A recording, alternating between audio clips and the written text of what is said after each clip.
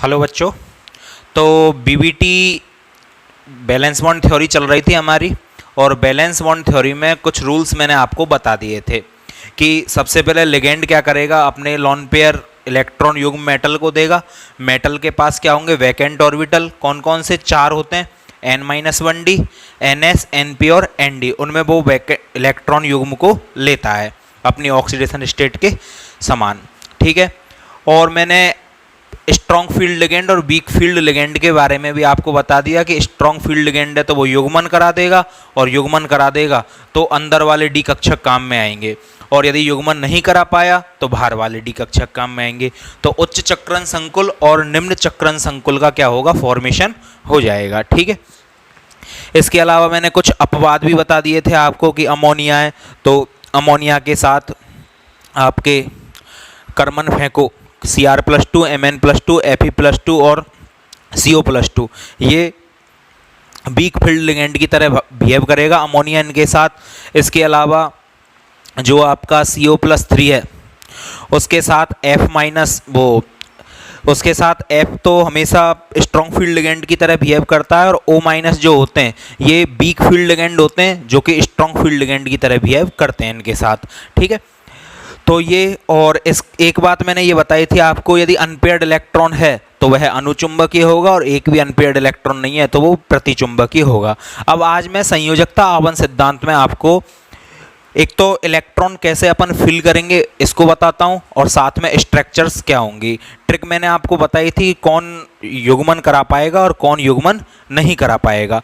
युग्मन के लिए मैंने बताया था कि यदि 4d, 5d और 6d का है तो युग्मन होगा ही होगा वहाँ पर तो, और यदि 3D सीरीज का है तो यदि ऑक्सीडेशन स्टेट 4 से ज़्यादा है तो युग्मन हो जाएगा, और 4 से कम है तो 2 कंडीशन, 4 से कम यानी कि 3 या 3 से कम है तो लिगेंड की नेचर देखेंगे हम। जो कार्बन और नाइट्रोजन से स्टार्ट होगा वो युग्मन करा देगा, और जो नहीं होगा वो युग्मन नहीं करा पाएगा। ठीक है।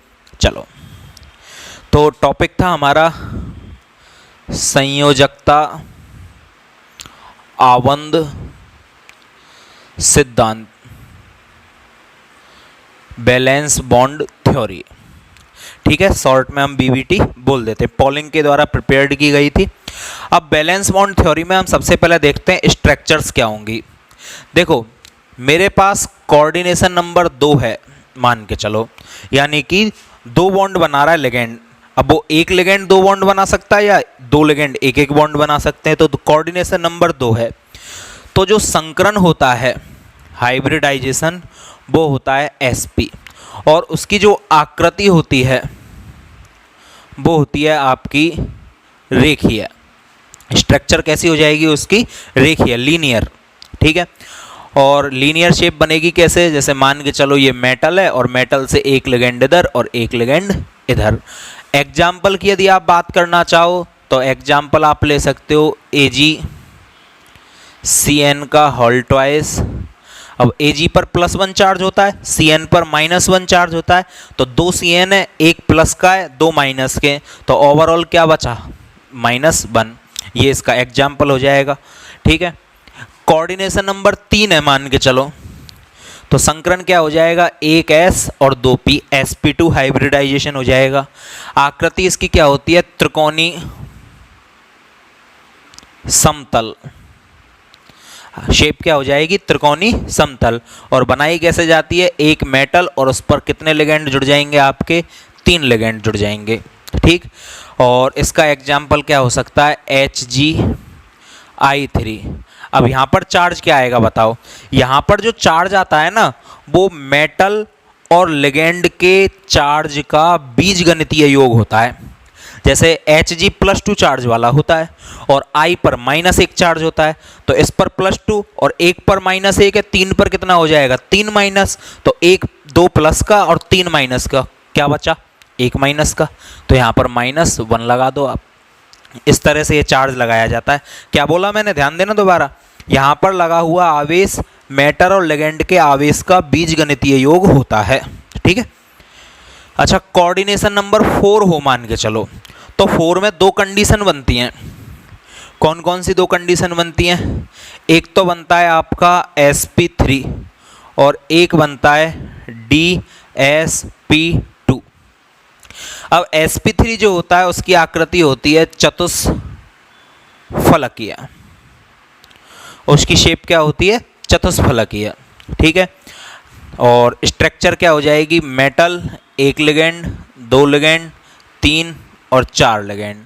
ठीक है, कुछ इस तरह की शेप होती है। आप बनाना चाहो तो ये डॉटेड बना लेना, नहीं तो डायरेक्ट लाइन आप बना लेना। ठीक है, मैं दोबारा से बना देता हूँ, देखो कैसे बनाया मैंने। मेटल एक, ये बनाओ आप तो ऊपर वाला, 2 3, ये ऊपर वाला हो गया, इसमें बस एक बॉन्ड और लगा दो, ये आपकी टेट्राहेड्रल यानी चतुष्फलकीय शेप है। एग्जाम्पल क्या हो जाएगा, NiCO का होल 4। ठीक है, इसके अलावा आपका NiCl4। अब Ni पर +2 होता है, एक Cl पर कितना हो जाएगा, -1, 4 Cl पर कितना हो जाएगा आपका -4, तो 2 प्लस के और 4 माइनस के, कितना बचेगा, यहाँ पर आ जाएगा आपका -2। ठीक है, अच्छा NiCO का होल 4, ये क्या है, एक न्यूट्रल लिगेंड है, उदासीन। DsP2 में क्या होता है, आकृति हो जाती है वर्ग समतली या वर्गाकार समतली। और वर्गाकार समतली कैसे बनाई जाती है, देखो ये मेटल और मेटल से 1 2 3 4 लिगेंड आपके इस तरह से आप बना दोगे। ठीक है, एक बार और बना देता हूं, देखो दोबारा से ध्यान से। आप चाहो तो इस तरह से पहले एक वर्ग बना लो, बीच में मेटल, एक लिगेंड, 2 लिगेंड, 3 लिगेंड और 4 लिगेंड। ठीक है, और इसका एग्जाम्पल होता है आपका NiCN का होल 4। और यहाँ पर इस पर +2, एक Cn पर -1 होता है, 4 Cn पर कितना हो जाएगा, -4, अगेन -2। ठीक है, अच्छा अब दिमाग में ये नहीं आना चाहिए कि ये सब कुछ हमें रटना है। हाँ, आपको इनकी संकरण आकृतियाँ याद होनी चाहिए, बाकी इनसे तो हमें निकालना आना चाहिए कि कैसे इनको निकालेंगे, जो अभी हम पढ़ने वाले हैं। कोऑर्डिनेशन नंबर 5 हो जाए तो कोऑर्डिनेशन नंबर 5 में क्या होता है, संकरण 2 हो सकते हैं, या तो DsP3 हो सकता है या sp3d हो सकता है। अब देखो वही चीज़ है, ये d अंदर वाला n-1d का तो आंतरिक कक्षक संकुल बनेगा, निम्न चक्रण संकुल। और ये d बाहर वाले nd कक्षकों का तो बाह्य कक्षक संकुल बनेगा या उच्च चक्रण संकुल बनेगा। शेप इसकी होती है त्रिकोणी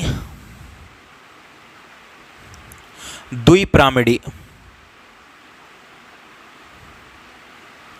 त्रिकोणी द्विपिरामिडी। अब बनेगी कैसे त्रिकोणी द्विपिरामिडी, तो ये मेटल, एक लिगेंड, 2 लिगेंड, 3 लिगेंड,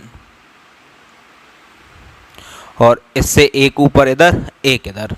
तो पहले एक त्रिभुज बनाओगे यूं, एक ऊपर और एक नीचे, ये त्रिकोणी द्विपिरामिडी शेप है। और इसका एग्जाम्पल आपका FeCO का होल 5। ठीक है, नेक्स्ट 6 नंबर पर मैं ले लेता हूं लास्ट, sp3। अच्छा चलो पहले ले लेते हैं D2sp3 या फिर sp3d2। ये वही अंदर वाले d कक्षक n-1 वाले। ठीक है, तो आंतरिक कक्षक संकुल, ये बाह्य कक्षक संकुल, और यहाँ पर अष्टफलकीय ऑक्टाहाइड्रल। ठीक है, और शेप क्या हो जाएगी, ये बना लो सबसे पहले तो एक, ये मेटल, 1 2 3 4, और एक ऊपर लिगेंड, एक नीचे लिगेंड। ठीक है, और एग्जाम्पल, तो एग्जाम्पल की हम बात करें तो कोई भी जो समन्वय संख्या 6 वाला कंपाउंड हो, जैसे कि CONH3 का होल 6 +3। ठीक है, ये एग्जाम्पल आपका इसका हो सकता है। और NH3 जगह F ले लो आप, Cl ले लो, तो ये सभी इसके एग्जाम्पल आपके हो जाएंगे।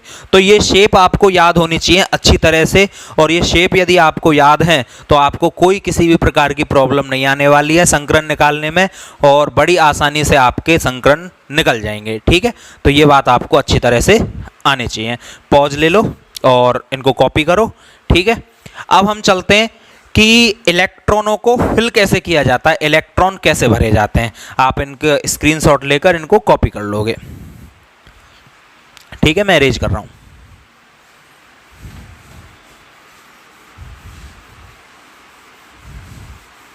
अब हम पढ़ने वाले हैं कि कैसे इलेक्ट्रॉनों को भरा जाता है। तो देखो इलेक्ट्रॉन भरने के क्या क्या रूल्स हैं।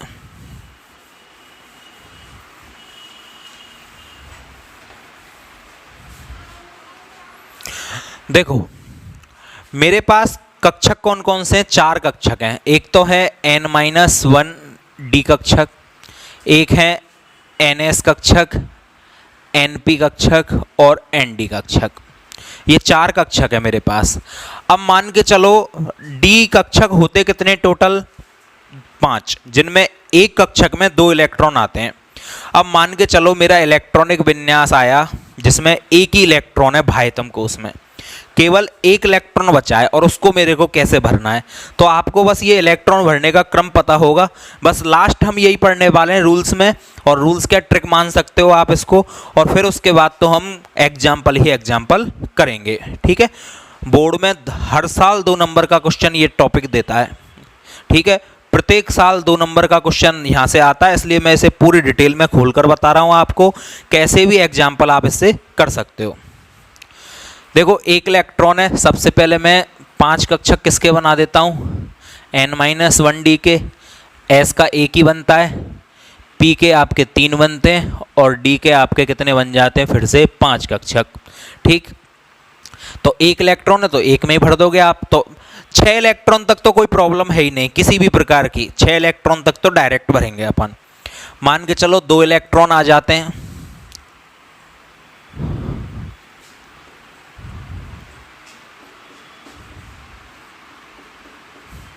तो 1 2 3 इलेक्ट्रॉन आ जाएं, 4 इलेक्ट्रॉन, 5 इलेक्ट्रॉन एंड 6 इलेक्ट्रॉन।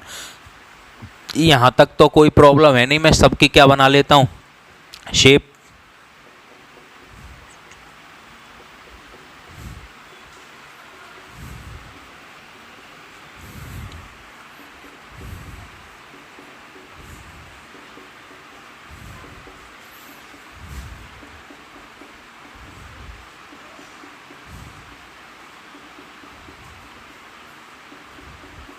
देखो 3 इलेक्ट्रॉन भरने, 1 2 3। 4 इलेक्ट्रॉन आ गए माने चलो भाइतम कोश में डी कक्षकों में। तो अब यहां से आप देखोगे 1 2 3 एंड 1 का क्या हो जाएगा? युग्मन, ठीक है। ये 2 खाली रखने हैं हमको 4 इलेक्ट्रॉन होने पर। ये युग्मन के लिए युग्मन कराते हैं ना हम, जब युग्मन के लिए कैसे भरा जाए। और युग्मन नहीं हो रहा जब, तो हम डायरेक्ट चौथा यहां पर भरेंगे। युग्मन वाले हैं इलेक्ट्रॉन भरने के। युग्मन होने पर कैसे युग्मित किया जाएगा इलेक्ट्रॉनों को? तो 3 इलेक्ट्रॉन तो इस तरह से, और यहाँ 4 इलेक्ट्रॉन है तो चौथा हम यहाँ पर इस तरह से भर देंगे। 5 आ गए मान के चलो, तो 1 2 3 4 एंड 5, ठीक है। दोबारा देखो 1 2 3 4 5, 5 इलेक्ट्रॉन। 6 आ गए तो 1 2 3 4 5 एंड 6। अब 7 इलेक्ट्रॉन की बात करते हैं। तो 7 इलेक्ट्रॉन होने पर 2 केस हो जाते हैं। कौन कौन से 2 केस हो जाते हैं? देखो 2 कंडीशन है। मैं पहले तो कक्षक बना देता हूं।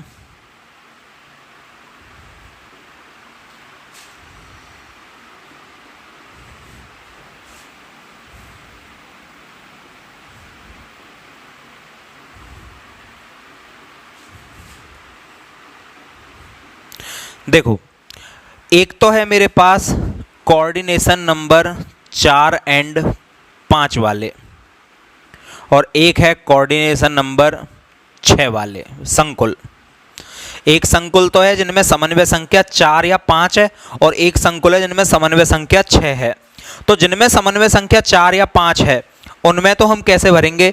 अच्छा ये बताओ, समन्वय संख्या 4 या 5 वालों का संकरण क्या हो सकता है? एटलीस्ट 4 वालों के 2 संकरण हो सकते हैं, sp3 या फिर dsp2, और 5 वालों का एक संकरण हो सकता है sp3d या dsp3। अब आपको पता है ये अंदर जो d आता है ये कब आता है? जब युग्मन होता है, और युग्मन होगा तो अंदर वाला एक d काम में आएगा, और एक d जब ही तो काम में आएगा जब वो d खाली बचेगा। भाई ये खाली होगा तभी तो कोई लिगेंड आकर इनमें इलेक्ट्रॉन देगा। अब ये d खाली कैसे बचे? 7 इलेक्ट्रॉन को भरने का क्रम 1 2 3 4 5 6 7 ये हो गया। अब युग्मन कर रहे हैं हम, तो युग्मन में मैंने क्या किया, इस एक इलेक्ट्रॉन को उठाया यहाँ से और यहाँ पर युग्मित करवा दिया। तो मेरे पास एक कक्षक क्या बच गया, खाली बच चुका है। अब एक कक्षक यदि खाली बच गया तो 4 या 5 वाले बड़ी आसानी से यहाँ पर आ जाएंगे। ठीक है, यहाँ पर कोई दिक्कत किसी भी प्रकार की होने वाली नहीं है। लेकिन समन्वय संख्या 6 वालों में क्या होगा, अब समन्वय संख्या 6 वालों में संकरण क्या हो सकता है, D2sp3। यदि युग्मन होगा तो अंदर वाले डी काम में आएंगे भाई, और अंदर वाले डी काम में आएंगे तो कितने डी चाहिए अब मेरे को, 2। तो अब मैं इलेक्ट्रॉन भरूं, एक बार देखना,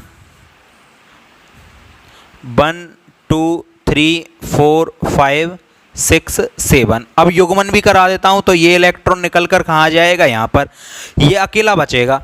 तो कक्षक तो एक ही खाली रह गया अंदर वाला डी, और समन्वय संख्या 6 वाले में D2sp3 होता है, तो मेरे को एक और डी खाली चाहिए। तो इस सिचुएशन में क्या होता है, एक्स किरण विवर्तन द्वारा ये देखा गया था कि ये जो इलेक्ट्रॉन है ना, ये निकलकर यहाँ से शिफ्ट हो जाता है कहाँ पर, इसमें, और यहाँ आ जाता है डी, किसमें, ND वाले में, और ये 2 खाली हो जाते हैं। तो 2 ये, 1 S और 3 P, D2sp3 संकरण निकल के आता है। तो ये याद रखोगे, जब 7 इलेक्ट्रॉन आपके पास आ जाएं और युग्मन हो रहा हो तो आपको 7वां इलेक्ट्रॉन बाहर वाले डी में भरना होगा। ऐसा कोई केस आपके सामने आए एग्जाम्पल का तो आप ये याद रखोगे। ठीक है, वैसे नॉर्मली आते नहीं है, ये एक्सेप्शन केस में होता है जो आपको याद रखना होगा। ठीक है, चलो अब हम 8 वाले की बात करें तो 8 वाले में भी इसी तरह की 2 कंडीशन है। देखो कैसे, यदि मेरे पास 8 इलेक्ट्रॉन आ जाते हैं तो 8 इलेक्ट्रॉन होने पर देखो, पहले तो मैं कक्षक बना देता हूं।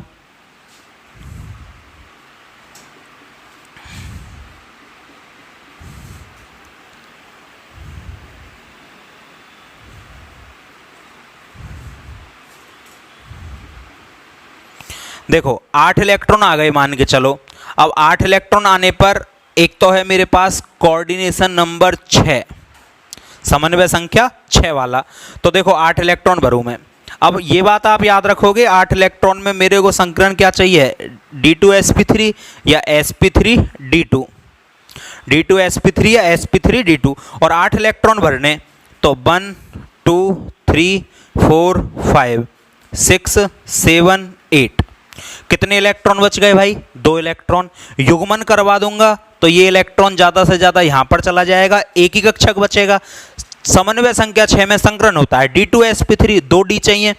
तो अब यहाँ से इलेक्ट्रॉन आगे नहीं जाएंगे क्योंकि ज़्यादा से ज़्यादा एक इलेक्ट्रॉन शिफ्ट करता है, इतनी एनर्जी होती है, 2 इलेक्ट्रॉन शिफ्ट एक साथ नहीं कर पाते।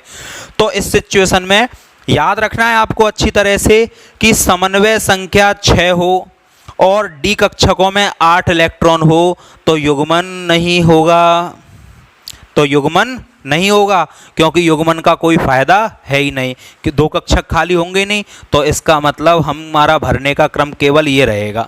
दोबारा देखो कैसे भरेंगे हम इन इलेक्ट्रॉनों को, कक्षक बना रहा हूँ,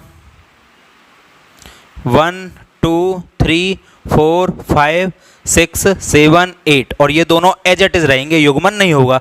तो याद रखोगे क्या लाइन है, समन्वय संख्या 6 और डी कक्षकों में 8 इलेक्ट्रॉन हो तो चाहे प्रबल लिगेंड आ जाए चाहे दुर्बल लिगेंड आ जाए, युग्मन नहीं होता। ठीक है, ये 8 इलेक्ट्रॉन होने पर है ये नियम। अच्छा, इलेक्ट्रॉन 8 हैं और समन्वय संख्या कोऑर्डिनेशन नंबर 4 या 5 है तो क्या होगा, अब उसमें तो मेरे को एक ही कक्षक चाहिए ना भाई। तो देखो 1 2 3 4 5 6 7 8 हो गए 8, और युग्मन होगा तो ये निकल कर कहाँ चला जाएगा, यहाँ पर। और समन्वय संख्या 4 या 5 में संकरण क्या होता है, DSP2 या DSP3, ये 4 में और ये 5 में, तो एक ही डी कक्षक चाहिए तो एक बच गया, तो यहाँ पर युग्मन होगा किसमें, 4 और 5 में। तो अभी तक 2 बातें याद रखने की आई हैं, समन्वय संख्या 6 और 7 इलेक्ट्रॉन हो तो एक इलेक्ट्रॉन बाहर वाले डी कक्षकों में चला जाता है। समन्वय संख्या 4 या 5 हो और 7 इलेक्ट्रॉन हो तो युग्मन होगा ही होगा। समन्वय संख्या 6 8 इलेक्ट्रॉन हो तो युग्मन नहीं होता। समन्वय संख्या 4 या 5 8 इलेक्ट्रॉन हो तो युग्मन हो जाता है। ये चीज़ रटने की नहीं है, बिल्कुल खुद के सोचने की है। बस जितने डी कक्षक चाहिए उतने एक इलेक्ट्रॉन के शिफ्ट से मिल रहा है तब तो वो बाहर चला जाएगा, और यदि एक इलेक्ट्रॉन के शिफ्ट से उतने कक्षक नहीं मिल रहे तो फिर भाई युग्मन नहीं होगा। चलो अब 9 में देखते हैं ऐसी कंडीशन कि 9 में क्या होता है। देखो 9 इलेक्ट्रॉन हो तो 3 कंडीशन बनती हैं भाई 9 इलेक्ट्रॉन में। तो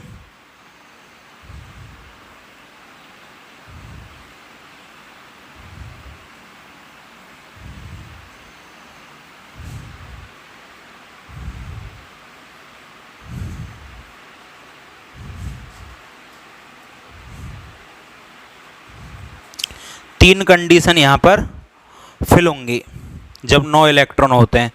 अब आप कहोगे कि एक ही याद नहीं हो रहे, 3 कैसे याद करें? तो देखो मेरे पास सबसे पहले है कोऑर्डिनेशन नंबर 6।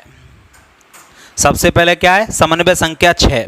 समन्वय संख्या 6 होने पर इलेक्ट्रॉन में भरना स्टार्ट करूं तो 1 2 3 4 5 6 7 8 9।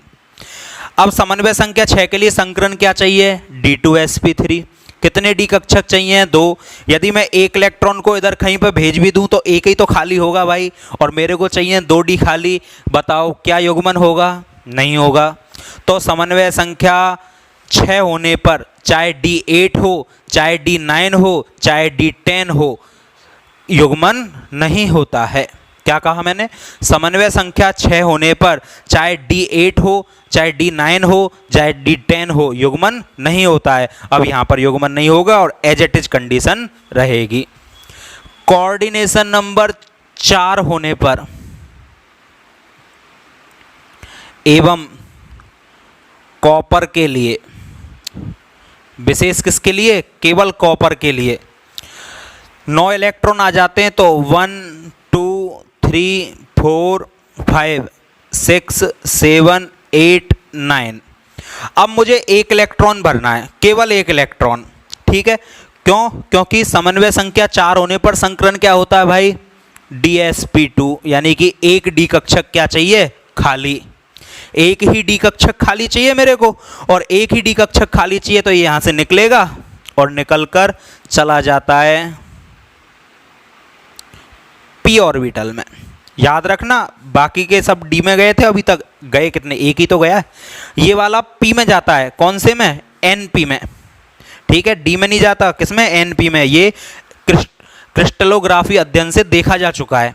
ठीक है, अब एक डी एक एस और 2 पी। संकरण भी क्या होता है? DsP2 एक एस, एक डी एक एस और 2 पी। तो एक डी बच गया, एक एस बच गया और 2 पी बच गए। तो इस तरह से इलेक्ट्रॉनों की शिफ्टिंग हो जाती है।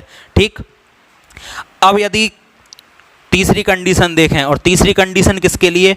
कोऑर्डिनेशन नंबर 5 के लिए, समन्वय संख्या 5 के लिए। तो समन्वय संख्या 5 में क्या होता है कि इलेक्ट्रॉन भरना स्टार्ट करें 1 2 3 4 5 6 7 8 9। अब समन्वय संख्या 5 का संकरण क्या होता है? DsP3। एक ही डी चाहिए और एक इलेक्ट्रॉन को शिफ्ट में करवा सकता हूं। एक से ज्यादा शिफ्ट मत करवाना, एक को करवा सकते हो। तो एक कहां जाता है? ये जाता है डी कक्षकों में। तो बस याद रखना कि जब D9 विन्यास हो और कोऑर्डिनेशन नंबर 4 हो तो NP में जाता है, डी में नहीं जाता, बाकी सब में। और अब लास्ट बचा तुम्हारे पास 10 इलेक्ट्रॉन लास्ट होते हैं। तो 10 इलेक्ट्रॉन हो तो एक ही शर्त है, ओनली, युग्मन किसी भी कंडीशन में नहीं होगा। क्यों नहीं होगा? अपने आप ही युग्मन होता है भाई वहां तो। देखो 10 इलेक्ट्रॉन 1 2 3 4 5 6 7 8 9 10 अपने आप ही युग्मन हो गया। तो 10 इलेक्ट्रॉन होने पर ये है। तो इसका आप बहुत बारीकी से अध्ययन करोगे। जो आपको कई किताबों में ऐसा लिखा हुआ मिलता है ना कि ये संकरण अपवाद है और इसमें अपवादात्मक ऐसा हो गया, यदि आप पे ये आता है तो कोई अपवाद है ही नहीं, क्योंकि हमें इलेक्ट्रॉन भरने का तरीका पता है, किसमें इलेक्ट्रॉन कैसे भरे जाते हैं। ठीक है, चलो तो ये पूरा इलेक्ट्रॉन भरने का क्रम हो गया। अब हम आते हैं एग्जाम्पलों पर।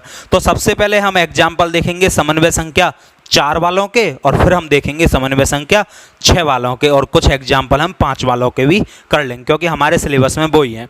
बाकी हम पे आने तो सभी के चाहिए। ठीक है, चलो मैं औरों के एक एक तो बता ही दूंगा। ठीक है, चलो तो आप कॉपी करो। ठीक है, तो ये आपने कॉपी कर लिया होगा। चलो अब मेनली हमारे सिलेबस में समन्वय संख्या 4 और 5 वाले संकरण आते हैं, और बोर्ड के पर्पस से यदि केवल देखें आरबीएससी के पर्पस से तो केवल बुक में जो दिए हुए हैं वो कर लो और पीछे जो क्वेश्चन के रूप में दिए हुए हैं वो कर लो। बाकी मैं तो आपको सभी के एक एक एग्जाम्पल तो कम से कम बता ही देता हूँ। देखो सबसे पहले है मेरे पास AgCN का होल ट्वाइस -1। सबसे पहला काम है मेरा ऑक्सीकरण अवस्था निकालना। किसकी ऑक्सीकरण अवस्था? Ag की। तो जिसकी निकालूंगा उसको मैं x मानूंगा, तो यहाँ पर मैं इसको x मान लूँगा। अब मुझे पता है 1 Cn पर -1 चार्ज होता है, तो 2 Cn पर कितना हो जाएगा? -2 बराबर में -1। x बराबर ये इधर जाएगा तो ये +1 आ जाएगा। अब यदि आपको याद हो तो मैंने इलेक्ट्रॉनिक विन्यास आपको बता दिए थे पहले से ही। देखो Q आगे आऊँ, इसका क्या था? ये अपवाद था 3d10 4s1। ये क्या हो जाएगा? 4d10 5s1, 6d10 7s1, वो सॉरी 5d10 6s1। तो मुझे Ag का चाहिए तो मैं यहाँ पर Ag का लिख लेता हूँ। Ag का कितना होता है? डायरेक्ट अब तुम्हें अक्रिय गैस लिखने की ज़रूरत नहीं है, डायरेक्ट ही लिख लो आप। तो क्या हो जाएगा? 4d10 और 5s1। लेकिन याद रखना कि आपको Ag का नहीं, इसमें से एक इलेक्ट्रॉन निकालना और है Ag प्लस का। तो Ag पर +1 यहाँ लगा दो, और जब एक इलेक्ट्रॉन निकलता है तो मैंने आपको लास्ट क्लास में बता दिया था जिसके लिए वैल्यू सबसे ज़्यादा होती है 4 है और ये 5 है। n बोलते हैं इसको, n मुख्य क्वांटम संख्या। तो जिसके लिए मुख्य क्वांटम संख्या की वैल्यू ज़्यादा होती है उसमें से इलेक्ट्रॉन निकलता है, तो यहाँ से इलेक्ट्रॉन रिलीज कर जाएगा। तो ये वाला इलेक्ट्रॉन निकल जाएगा, तो केवल ये क्या बचेगा? 4d10 only. ठीक है, अब मेरे पास टोटल नंबर ऑफ ऑर्बिटल कौन से हैं? 4। पहला 2 3 4, एक s 3 p और फिर से 5d। ये मेरे पास n-1d, ns, np और nd। ठीक है, अब n की वैल्यू हाईएस्ट किसके लिए है? n की वैल्यू हाईएस्ट है 5, तो ये हो जाएगा 5s, ये 5p, ये 5d और n-1, तो 5 - 1 यानी कि 4d। ठीक है, और कितने इलेक्ट्रॉन है? 10। तो 1 2 3 4 5 6 7 8 9 और 10।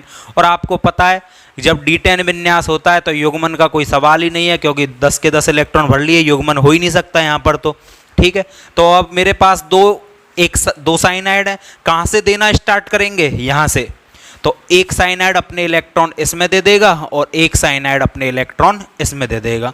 तो कहाँ से कहाँ तक दे रहा है? यहाँ से लेकर केवल यहाँ तक। तो एक S में दिया और एक P में दिया, तो मेरे पास संकरण क्या निकल के आया भाई? SP। SP संकरण की आकृति क्या होती है? रेखीय। आकृति क्या होती है? रेखीय। और रेखीय आकृति कैसे बनेगी? लीनियर, बिल्कुल स्ट्रेट। तो बीचों बीच में तो लिख दो मेटल को, एक इधर साइनाइड लगा दो, एक इधर साइनाइड लगा दो। अब ये मत कहना NC लिख दिया, C बॉन्ड बना रहा है तो CN आएगा। ठीक है, और यहाँ पर इसको ब्रैकेट में बंद कर दोगे और यहाँ पर जो चार्ज है ना वो चार्ज यहाँ लगा दोगे। ठीक है, तो ये आवेश लग गया, यहाँ पर रेखीय हो गई। अच्छा, एक चीज़ और होती है, समन्वय संख्या कितनी थी इसकी? सीधा लिख देता हूँ, कोऑर्डिनेशन नंबर कितना था। तो ये CN कैसा है? एक दंतुक लिगेंड, और एक दंतुक लिगेंड में एक बॉन्ड बनता है, तो 2 हैं CN, तो 2 बॉन्ड बनाएंगे, तो कोऑर्डिनेशन नंबर कितना हो जाएगा? 2। एक चीज और, चुंबकीय आघूर्ण। पहले चुंबकीय प्रकृति की बात करें। चुंबकीय प्रकृति, चुंबकीय प्रकृति से मतलब क्या होता है कि वो अनुचुंबकीय है या प्रतिचुंबकीय। तो देखो सभी इलेक्ट्रॉन युग्मित दिखाई दे रहे हैं जोड़े में, और मैंने आपसे कहा था एक भी इलेक्ट्रॉन अयुग्मित है तो अनुचुंबकीय, और सभी युग्मित हैं तो प्रतिचुंबकीय। सभी युग्मित दिखाई दे रहे हैं तो ये क्या हो जाएगा आपका प्रतिचुंबकीय। और प्रतिचुंबकीय के लिए चुंबकीय आघूर्ण म्यू का मान कितना होता है? 0। ठीक है, चलो ये पूरी इसकी पीएचडी कर दी हमने AgCN का होल ट्वाइस -1 संकुल की। ठीक है, पूरी केस स्टडी इसकी कंप्लीट। क्लियर है? समझ में आया? नहीं आया तो दूसरा एग्जाम्पल देखो, वो तो आएगा ही। चलो नेक्स्ट एग्जाम्पल ले रहा हूं मैं, पॉज लेके कॉपी कर लेना।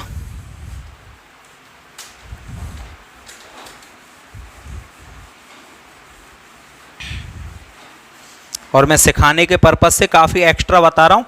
जो आपको PDF फाइल भेजी गई है नोट्सों की, उसमें तो आपको जो बुक में जितना है हमारे, उससे थोड़ा बहुत ही एक्स्ट्रा मिल सकता है, बाकी उसमें ज़्यादा नहीं है। ठीक है, हालांकि काफ़ी एक्स्ट्रा है उसमें भी, लेकिन वो उतना तो तुम्हें पढ़ना ही पढ़ना है। बाकी यहाँ समझने के पर्पज से मैं बहुत एक्स्ट्रा बता रहा हूँ। चलो दूसरा एग्जाम्पल और देख लेते हैं हम, Hg(I3-1)। अच्छा, अब मुझे Hg का इलेक्ट्रॉनिक विन्यास नहीं पता, तो मुझे ये तो पता है जीनी कनाडा होगा। जीनी का क्या होता है ये तो याद होना ही चाहिए हर कंडीशन में, 3d10 4s2। ऊपर से नीचे आने पर एक एक कोष बढ़ता है, ये आपको पता है। तो 3d की जगह क्या हो जाएगा? 4d10 5s2। यहाँ पर 5d10 6s2। ठीक है, तो 3 से 4, 4 से 5, 4 से 5, 5 से 6, एक एक बढ़ जाता है। चलो सबसे पहला काम है ऑक्सीकरण अवस्था निकालना, x मानकर। I का पता है तो मैं I पर 1 माइनस होता है, I माइनस बोलते हैं। तो 1 पर -1 है, 3 पर कितने हो जाएगा? -3। और बराबर में क्या लिख देंगे? ऊपर जो आवेश लिखा है x बराबर, ये इधर जाएगा तो +2। मतलब Hg का जो विन्यास है उसमें से 2 इलेक्ट्रॉन निकालने हैं। तो Hg का लिख दो पहले तो उधर से 5d10 6s2। और Hg का तो चाहिए ही नहीं, चाहिए किसका है? Hg+2 का। तो 2 इलेक्ट्रॉन हम यहाँ से रिलीज कर देंगे, तो ये क्या बचेगा आपके पास? 5d10। ये तो सेम उस तरह का ही हो गया, क्योंकि युग्मन होगा ही नहीं। वैसे भी I एक दुर्बल लिगेंड है, युग्मन का तो वैसे भी सवाल नहीं है। कौन कौन से ऑर्बिटल काम में आते हैं?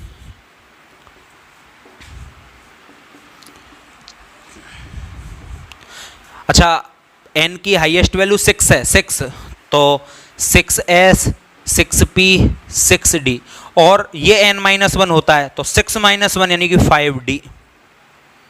भरो 5 में कितने? 10। 1 2 3 4 5 6 7 8 9 10। कहाँ से देना स्टार्ट होगा? यहाँ से, क्योंकि युग्मन का कोई सवाल ही नहीं है, सबके सब भर गए। ठीक है, तो यहाँ से स्टार्ट होगा। तो पहला I यहाँ पर इलेक्ट्रॉन देगा, दूसरा आयोडीन यहाँ इलेक्ट्रॉन देगा, तीसरा आयोडीन यहाँ इलेक्ट्रॉन देगा आकर। ठीक है, कहाँ से कहाँ तक दिए? यहाँ से लेकर यहाँ तक। इसको थोड़ा सा साइड में लिख दो, 6p। तो एक S में दिए और 2 p में दिए, तो संकरण क्या निकल के आया? sp2। आकृति क्या निकल के आएगी sp2 की? अभी लिखी थी, त्रिकोणी समतल। त्रिकोणी समतल क्या हो जाती है? बीचों बीच तो लिगेंड, वो सॉरी मेटल, मेटल क्या है मेरा? Hg। और ऊपर एक आयोडीन, दूसरा आयोडीन, तीसरा आयोडीन। चाहो तो इन पर माइनस लगा दो, फिर इस पर +2 लगाना, नहीं तो यहाँ पर ही -1। ठीक है, चुंबकीय प्रकृति चेक करो, युग्मित युग्मित युग्मित युग्मित युग्मित, सभी युग्मित हैं। क्या हो जाएगा? प्रतिचुंबकीय। और अयुग्मित होता तो अनुचुंबकीय। चुंबकीय प्रकृति के बाद चुंबकीय आघूर्ण 0, कोऑर्डिनेशन नंबर समन्वय संख्या। एक आयोडीन एक दंतुक लिगेंड है, एक बॉन्ड बनाएगा, 3 आयोडीन 3 बॉन्ड बना देंगे, तो क्या हो जाएगा? समन्वय संख्या 3। बस यही आपसे पूछेगा पूरा, यही आप इसकी संकुल के हिस्ट्री ज्योग्राफी जो भी है वो सब लिख देना, बस सिर्फ केमिस्ट्री को छोड़कर। ठीक है, तो आज की क्लास में हमने क्या सीख लिया? कैसे इलेक्ट्रॉन भरे जाते हैं, शेप क्या होती है, स्ट्रक्चर्स क्या होती हैं। इसके अलावा हमने समन्वय संख्या 2 और 3 वालों के संकरण भी निकाल लिए। अब समन्वय संख्या 4, 5 और 6 वालों के संकरण हम नेक्स्ट क्लास में निकालेंगे। ठीक है, आप बुक में जितने भी हैं उनको प्रयास करना कि हम उनके अब निकाल सकते हैं या नहीं निकाल सकते। ठीक है, आज की क्लास में इतना ही।